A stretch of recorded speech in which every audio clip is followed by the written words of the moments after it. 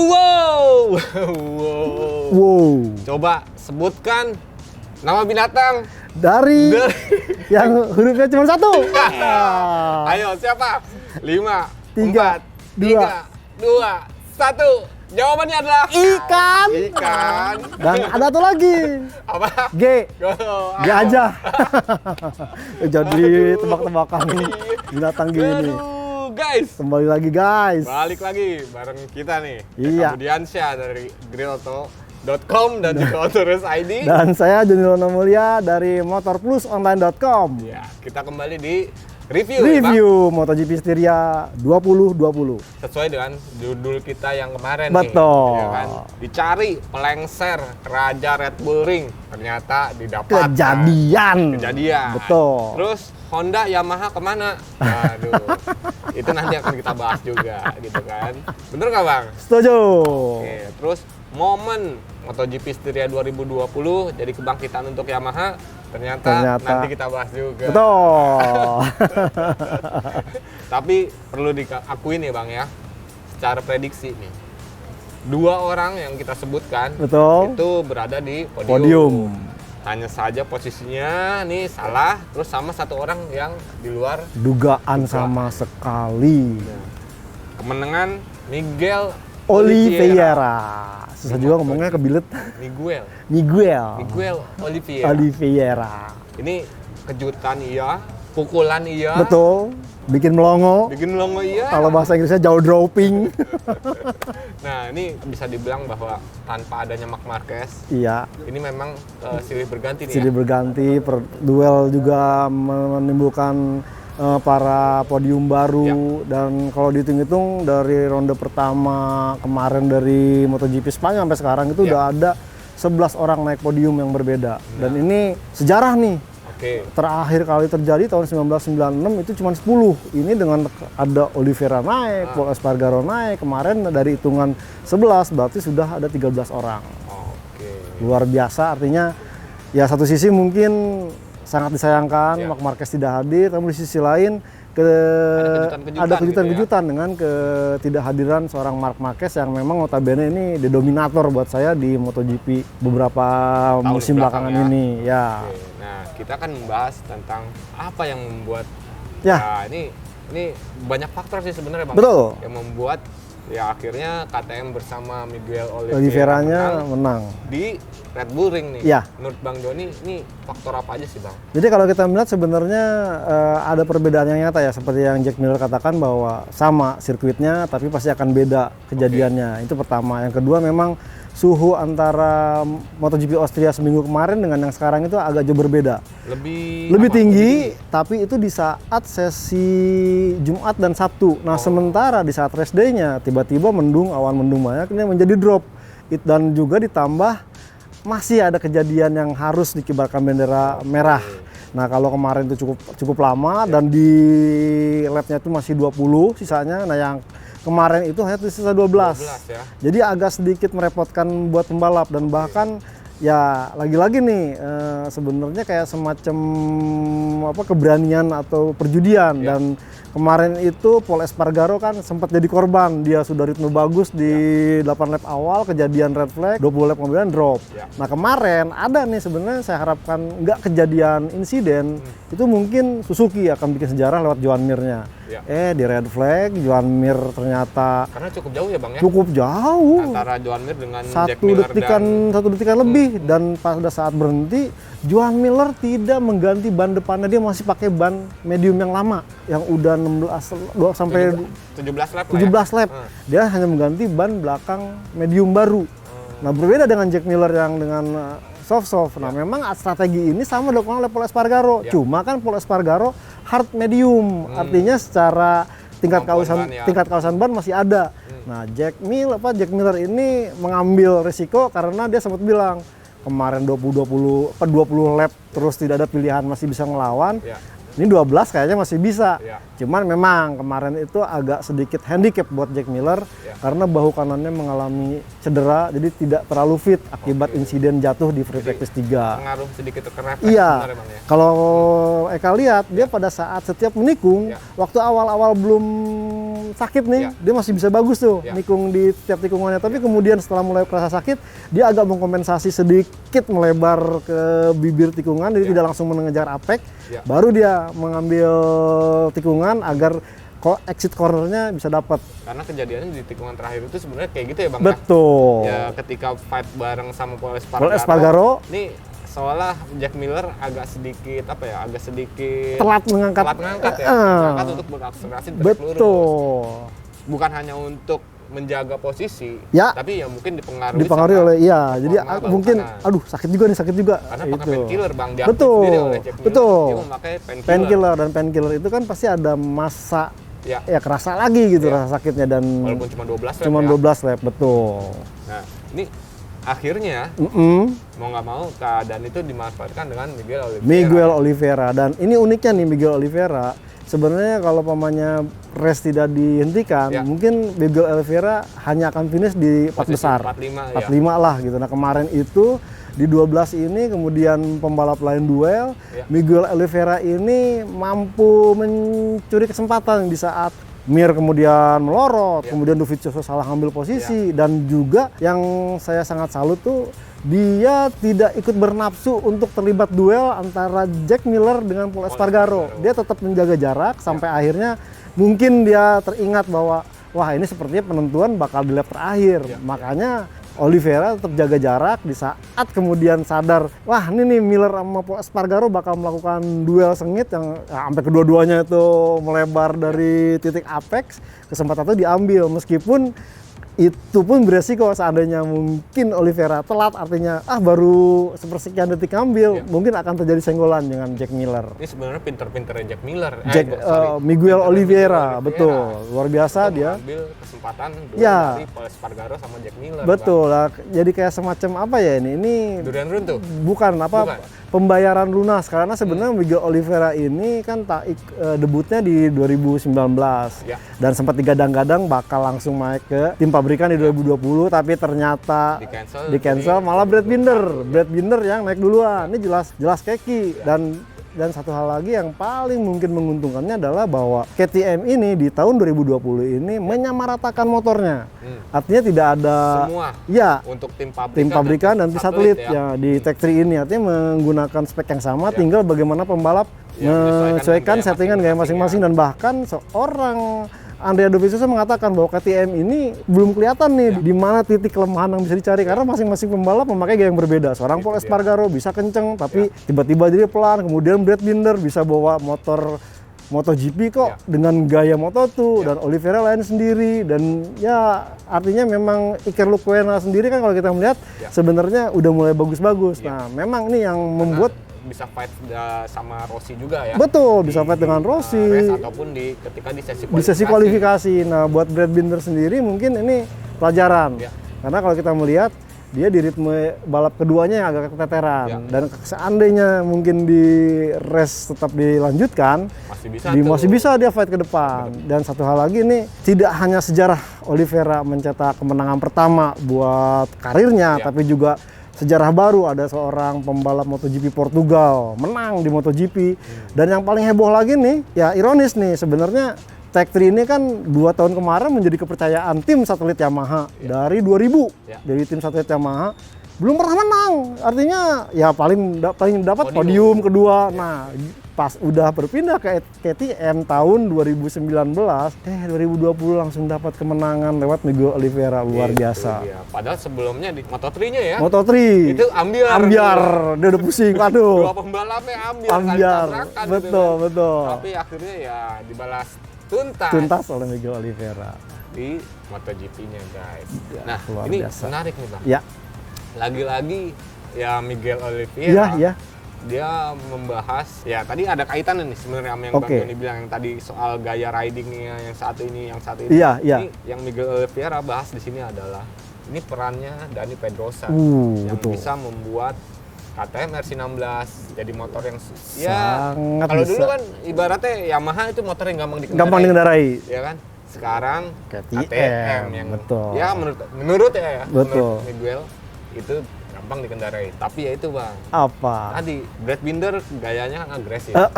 Paul Espargaro agresif. Iya, betul. Tapi Miguel Betul, ini justru gayanya lebih smooth. betul, Bahkan betul. ya menurut Andrea Dovizioso ini lebih smooth daripada si siapa? Jorge Lorenzo. Jorge Lorenzo, ya. Dan itu berhasil untuk di Dibuktikan. KTM. Iya.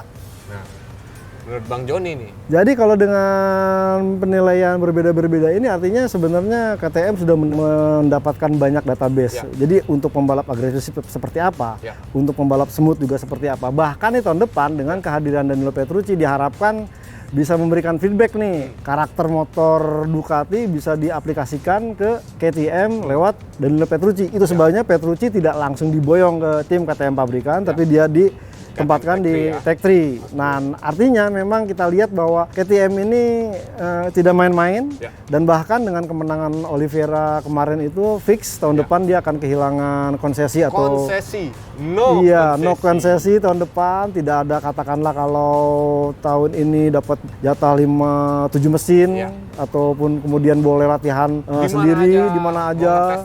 Iya, pembalap reguler juga boleh.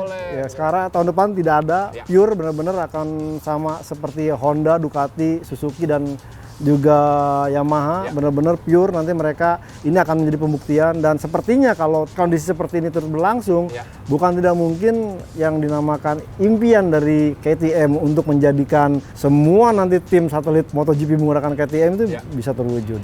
Nah, itulah guys, itu menarik lah. Jadi setidaknya ya hilangnya konsesi ini itu membuktikan bahwa KTM menjadi motor yang kompetitif. Betul. Dan lagi-lagi ya ini saya salut sama Dani Pedrosa. Makan waktu ya 2 tahun. 2 tahun kurang ya Bang? Betul. 2 tahun kurang udah bisa menjadikan KTM menjadi motor yang kompetitif. Jadi ini kalau saya pikir sih salahan dari Alberto Puig.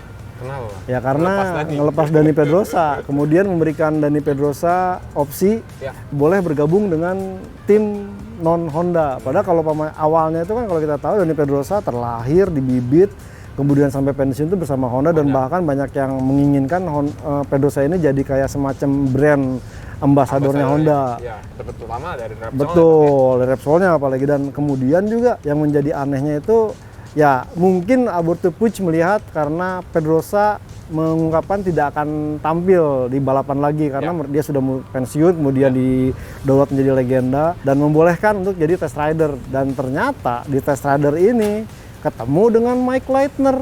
Mike Leitner itu crew chief dari masa 2,5 sampai kemudian di 2012, artinya udah punya chemistry gitu. Dan Leitner tentunya dengan kehadiran dari Pedrosa ini langsung aja, Pedrosa apa yang kurang nih? Didengar bulat-bulat, dan ini mirip dengan walaupun pakai gaya bahasa yang nguk ya. Paling tidak ya ada chemistry atau ada ikatan yang menghubungkan antara Mike Leitner dengan Dani Pedrosa.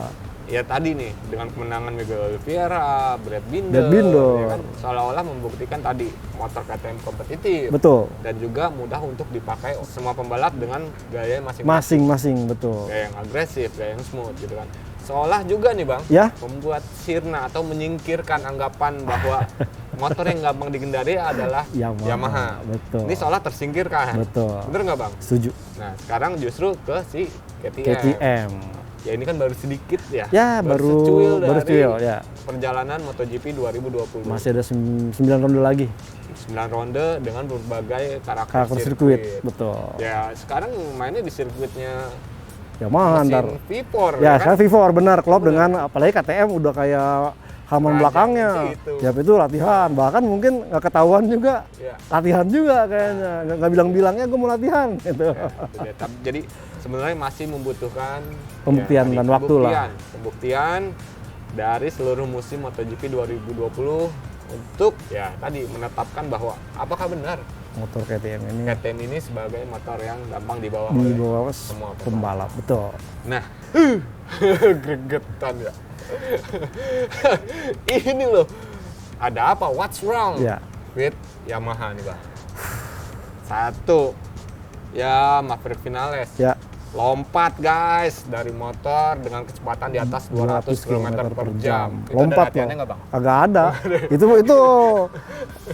seberapa sekian detik gua pertahankan atau gua lompat itu. Itu sebuah keputusan yang sangat-sangat membutuhkan ya nyali juga. Iya, dan juga keputusan yang benar-benar harus ini jangan sampai telat udah kelar di dinding pembatas kemarin dia. Itu dia. Karena guys ya kalau kita lihat dari data telemetri sendiri itu nabrak air fence-nya aja pembatas pagar udaranya ya. Masih di kecepatan sekitar 170-an. Betul, ya kan? 170. Sementara Vinales loncat dari motornya itu di kecepatan di atas 220 km per jam. 170 km per jam dengan bobot motor 157 itu bisa gaya G-nya berkali lipat gitu. Nah, apa yang terjadi, Bang? Ya kalau kita melihat memang problem ini seperti diungkapkan dari awal ya. Baik Valentino Rossi mengungkapkan bahwa sirkuit Red Bull Ring ini memang bukan karakter sirkuit yang cocok dengan Yamaha M1. Itu pertama. Dan kedua memang ya dengan batas waktu yang sangat mepet, Yamaha belum sempat melakukan uji coba di sirkuit berkarakter high speed ini. Karena kalau kemarin-kemarin masih sempat latihan. Dan juga dengan kondisi ini, ya si Yamaha ini kan masih istilahnya untuk melakukan testing ini terbebat oleh kondisi pabrikan Jepang masih lockdown, tidak bisa memberikan pasokan motor ke Eropa, dan di Eropa pun masih kondisi yang agak sulit, sehingga ya ini saya lebih mungkin menggarisbawahi peran test rider official Yamaha Jorge Lorenzo ini belum ada memberikan sentuhan terhadap pengembangan motor Yamaha yang sudah mulai jalan 5 ronde kemarin. Karena Covid juga kan. Itu menjadi problem. Nah, sementara pabrikan-pabrikan yang KTM, kemudian Honda yang notabene bermarkas di Eropa, ini jauh lebih leluasa, dan bahkan kita tahu Sylvain Guintoli masih bisa latihan kemarin di Misano bareng-bareng WSBK, kemudian Ducati apalagi. Nah, sementara Yamaha ini kan sebenarnya baru menjalankan atau baru membangun atau merunning European Test Team, tapi secara ini basisnya belum ketahuan, belum matang, artinya bagaimana prosesnya, dan sehingga proses pengembangan Yamaha ini agak belum berlanjut. Nah, motor yang digunakan ini murni motor yang dites di sirkuit sebenarnya dipakai balapan sebelumnya. Artinya Qatar, Jerez, apalagi Jerez kemarin mereka cukup berhasil. Nah, untuk sirkuit yang sebenarnya kan Red Bull Ring ini udah mau sebenarnya masuk, kalau di idealnya itu masuk ke kalender musim kedua. Nah, mestinya itu udah ada latihannya. Ini belum, itu problem. Dan bahkan kemarin kita tahu Quartararo mengalami problem brake caliper dan ternyata kondisinya sama di Vinales. Dan Valentino Rossi sebetulnya bilang problem itu ada, cuman dia melakukan assessment cukup mendalam dengan pihak Brembo apa yang harus dilakukan. Dan seperti kakak tadi bilang, ada perbedaan memang saat di MotoGP Austria kemarin, di mana si rem depan dari Yamaha M1 ini tidak memakai air scoop untuk mengambil udara segar, mendinginkan kaliper dan juga brake padnya. Nah, kemarin itu ada, dan itu jelas banget ya, Bang ya. Jadi sepertinya dari MotoGP yang minggu lalu, Austria minggu lalu ke Austria itu ada perbedaan, dan ini memang masih belum ketahuan apakah pure memang dari kendala remnya atau perangkatnya. Tapi saya rasa minimnya sesi pengujian, dan saya rasa ini mungkin seharusnya Yamaha sudah mulai berpikir jauh ke depan untuk istilahnya mengaryakan Jorge Lorenzo lah, karena di saat tim-tim yang lain Pedrosa mampu memberikan kontribusi cukup signifikan, kemudian Piro ya bisa jadi pembalap pengganti, Bradle pun ikut ini. Nah, Yamaha ini belum ada nih, murni terfokus ke pembalap reguler, sehingga agak merepotkan dengan jeda waktu yang sangat mepet. Ini menjadi menarik yang seperti tadi yang kita sebelum sini sebelum ngobrol. Ini karakter sirkuit Red Bull Ring yang ya istilahnya high performance, acceleration, top speed gitu kan, walaupun nggak top speed nggak kayak si siapa Ducati, Mugello ya kan? Betul. Tapi ini kan tetap ini akselerasi terus. Betul. Banyak akselerasi, bukan patah akselerasi, patah akselerasi. Betul. Gitu. Dan jarang rolling speed. Sehingga ya tadi yang kita omongin nih, Bang.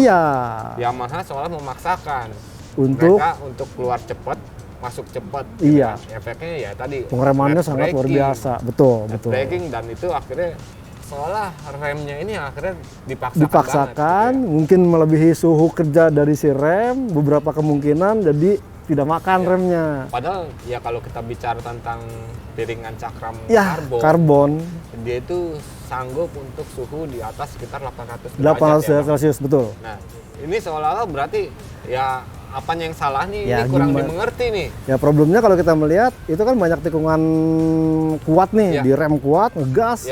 nggak sampai 1 kilometer ngerem lagi, artinya baru turun 400 naik lagi tiba-tiba, dan ada titik tertentu itu benar-benar tidak makan, sehingga ya seperti kejadian di Maverick Viñales. Setelah dia keluar dari tikungan 9 ngegas, mungkin suhunya belum turun, masih di suhu atas, sehingga pada saat direm tidak makan, dan akhirnya kejadilah remblong. Iya. Nah itulah guys, dan menjadi menariknya bahwa akhirnya ya si Yamaha di luar dari permasalahan rem ya bang, betul, dia menarik lagi nih surat permintaan untuk membuka segel, ditarik lagi, dan dia akan tetap bertahan dengan alokasi mesin yang udah ada. Oke. Ya tapi kita lihat lagi, ini sebenarnya ini bukan sirkuit Yamaha, betul, dan San Marino sebenarnya menjadi salah satu sirkuit Yamaha. Ya harapannya ini mungkin akan menjawab apakah problem itu masih berlanjut nanti di sirkuit yang memang klop dengan performa motor Yamaha atau tidak. Nah, cuman kan nanti kalau masalahnya ternyata sama, wah ini benar-benar PR besar buat Yamaha. Itulah dia. Jadi seolah-olah apakah harus dibalikin lagi nih ke risetnya kepada si seorang Valentino Rossi, karena sampai belakangan ini kan dipercayakan kepada Maverick Viñales. Betul. Oke. Nah, itulah guys, itu tentang Yamaha. Betul. Tentang Honda nih, Bang. Gimana nih, Bang?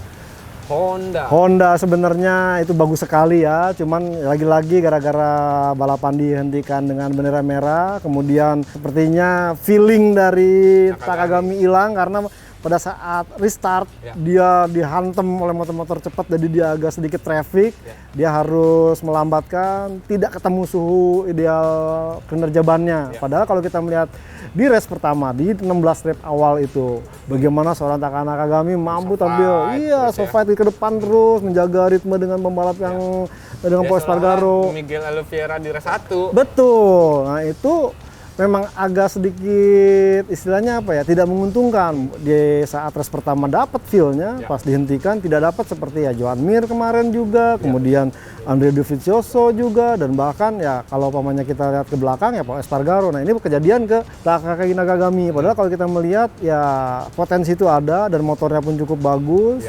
Sayangnya mungkin memang kenapa harus red flag itu. Kalau enggak, Nakagami akan bikin hasil terbaik, minimal podium. Setidaknya ya. Betul. Setidaknya bisa berfight untuk podium. Podium, betul. Itulah guys. Ya mungkin ya tadi Bang. Ini agak sedikit kebalikan sama si KTM. Ya.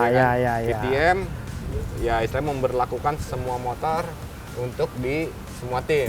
Betul, atau motor tim, betul. Nah, sementara ya tadi ini si Honda LCR itu cuma si Kakuslo ya 2020 ya. Betul. Tapi Nakagami masih 2019. Setuju. Nah, Alex Marquez udah 2020 dia.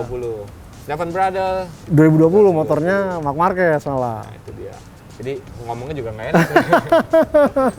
Ini agak sedikit kebalikan dari KTM. Yang berhasil meriset dari seorang Dani Pedrosa, yang bisa digunakan untuk semua pembalap. Sementara di Honda, kalau untuk mau lebih kenceng nih, seolah-olah. Opini gue nih, opini betul. Yang seolah-olah kalau untuk mau kenceng seperti Marc Marquez, lo harus bisa punya mentalitas yang sama seperti Marc Marquez. Lo nggak perlu takut. Betul. Problem ya istilahnya kalau ada sedikit catering di depan, sikat. Ada kendala seperti ini, sikat. Betul. Dan hasilnya mungkin bisa. Itu sebenarnya dilakukan oleh Takagami. Itu dilakukan oleh Betul. Nakagami, dan ya harapannya nanti nih mungkin Nakagami makin percaya diri untuk bisa ya melihat data sekarang kan dibuka, apalagi kan kita tahu Marc Marquez bakal absen 2-3 bulan ke depan. San Marino berarti gagal. Batal. San Marino 2 kali. Kemudian setelah itu Catalunya itu terus kemungkinan gagal juga. Waduh. Artinya memang bahkan ya sampai akhirnya Marc Marquez mengatakan persaing siapa yang bakal jadi juara dunia ini dia melihat ada di 2 pembalap, kalau nggak Quartararo, Dovizioso.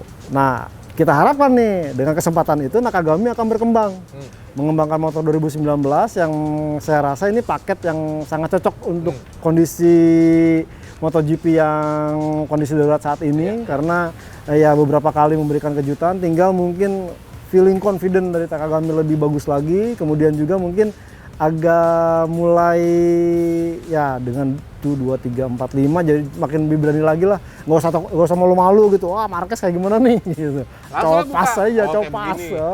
Tikungan ini sih kayak begini. Iya, copas langsung.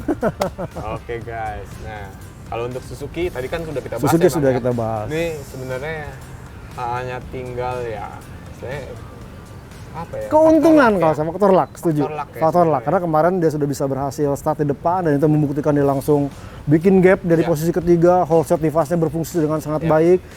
Dan bahkan kalau kita lihat kemarin seandainya itu 12 lap tersisa pun Joan Mir saya yakin masih bisa fight di depan. Betul. Nah, karena dia juga mampu menjaga ritme jarak cukup jauh. Dan sayangnya ya kejadian. Nah, ya kita nggak tahu itu namanya juga insiden dan saya yakin Maverick Vinales ini sebenarnya tidak mau mengakibatkan balapan harus di red flag, tapi ya kejadian harus di red flag, ritme dan juga pilihan avinya kayaknya sih Joan Mir memang agak sedikit yakin atau overconfident dengan komposisi ban medium sampai dia memutuskan tidak mengganti medium yang sudah terpakai 17 lap lebih. Ya, karena secara suhu nggak ada peningkatan. Nggak ada peningkatan, betul. Di antara race yang udah dimulai di awal sampai restart lagi tuh nggak ada perubahan karena suhu, iya suhunya tidak terlalu naik dan cuacanya pun mendung. Ya. Dan sayang tidak berani mengambil soft atau mungkin medium baru gitu. Ya. Itu review untuk MotoGP Styria 2020 betul bersama saya Eka Budiansyah dan juga Joni. Oke Bang, kita pamit dulu. Dan ya kita akan sampai jeda 2 minggu ya. 2 minggu nih kita akan bikin sedikit video kecil-kecilan lah ya. Betul. Kecil-kecil enggak, videonya gede bukan kecil-kecilin. Bisa dibilang cuap-cuap 5 menit. Iya, untuk membahas 1 atau 2 konten lah ya. Dan jangan lupa juga kalau pemain dirasa mungkin dari teman-teman ada yang punya usul, pengen dong untuk cuap-cuap 5 menit ini konten apa yang dibahas. Ya tinggal disampaikan, diusulkan di kolom komen. Karena yang pasti kita akan baca kok. Iya, pastilah. Oke Bang. Siap. Oke guys. Oke. Tebak-tebakan lagi kan nih? Bye. Apa singkatan KTM? Susah banget. Itu dia tuh. Aduh. Oke. Ini ya, kita pamit ya. Saya Eka Budiansyah dari gridauto.com dan juga Autores ID. Mohon pamit guys. Dan saya Joni Lono Mulia dari motorplusonline.com. Turut pamit juga. Sampai jumpa.